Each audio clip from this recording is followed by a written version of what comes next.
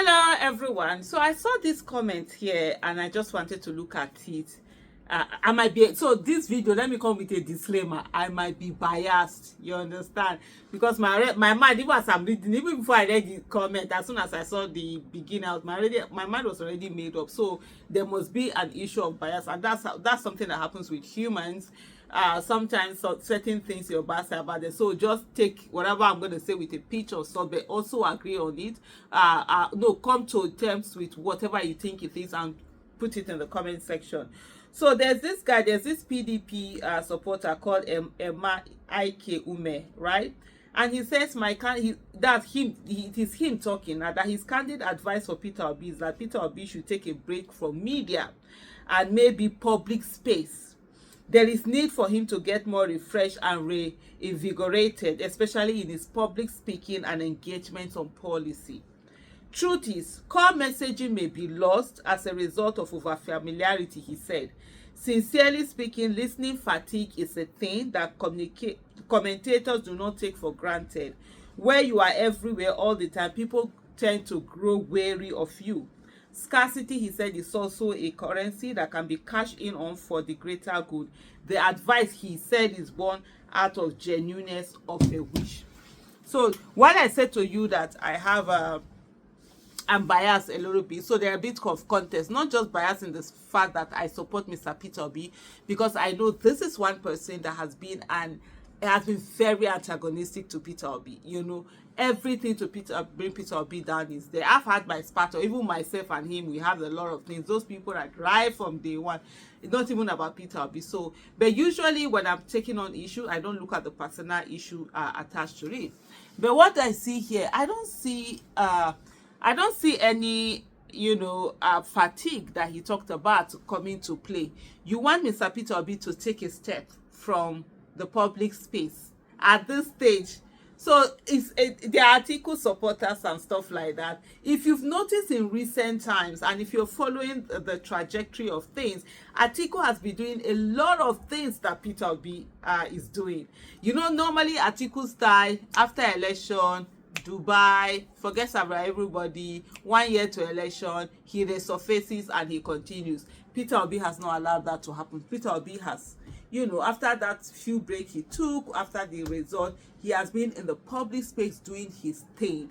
And now most of them are not trying to catch up, on that particular thing. And I don't see, so he was talking in reference to an interview, a sit-down interview that Mr. Peter Obi did with the Arise TV. Oseni Rufai did that particular interview. I've watched some part of that interview. Very great interview. Peter Obi, was calm, was succinct, in control of that interview.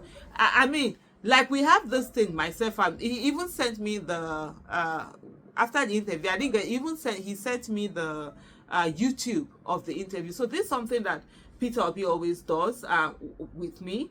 When he does an interview, he sends me to do feedback. So I listen to it and I do feedbacks. Okay, I can ask you were this, that, this, or. And when I watched that, I'm like, yeah, you did great. And that was such a good interview. There are interviews that I know Pio has done, he's tired. And when he's responding and stuff, maybe he has done a lot of journeys and stuff like that. There are interviews that, and it happens to every one of us. There are certain interviews you do, you were not very on top of it. There are some interviews that you do, even you, when you do that interview, you know that, this interview, I killed it. You know what I mean? Kind of a thing. And so this was a very good interview. To tell him to move back, not just to say, okay, don't do media interview. And by the way, Peter Obi has not done a sit-down interview for a very long time. There's a difference between you do a sit-down interview with someone and then you're having a situation whereby your activities are being reported. You are talking, that's the man we voted for as president. That's the man that won the presidency of the Federal Republic of Nigeria. Forget the fact that someone rigged the election and illegitimately got himself, sworn into office. Peter Obi is that person. And you are talking about, we are looking at less than 2 years to election. You are saying to him, take a seat back, disappear from the public space. At a time where people are talking about, coalition, no coalition, who is the person, he should take a seat back so that your own person will not be the person to come and take a front seat and be doing the things that Peter Obi is doing, now that you're telling him to take a seat back, and then for this one to do. So that's why I said to you, me, I may be biased about this one, but whatever, Sha, let's see what your comments are. So sometimes you need to look at issues from a different perspective. If he had said, if Mr. Peter Obi had constantly, sitting down with people and doing this interview, maybe last week he did it, last month he did it, you'll say, okay, yeah, that's right. You need to take a break from this kind of media interview. He hasn't done those interviews. But Mr. Peter Obi is always in the news because he's going to do one thing or the other that you will see being reported. He's going to do one thing or he has activities. For example, there was this thing that happened, a tragedy, flooding that happened in Niger State. He was in Niger State. He visited the Niger State government. It was reported in media. So you are saying that, oh, he shouldn't visit so that you don't see him because you want him to be scarce. No, we are not looking for a scarce president. We've gotten used to a lot of scarce president that when things are happening, we don't see them. The one that legitimately got himself into office is currently scarce. You understand? But we need him out there doing the things that the president should do. And that's what he's doing. And he's doing it within his private capacity. That tells you that anybody making an excuse that they can't do it,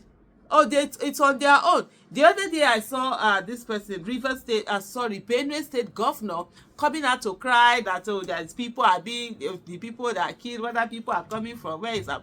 Anyway, Shalom. So I would look at her and say, you see your life.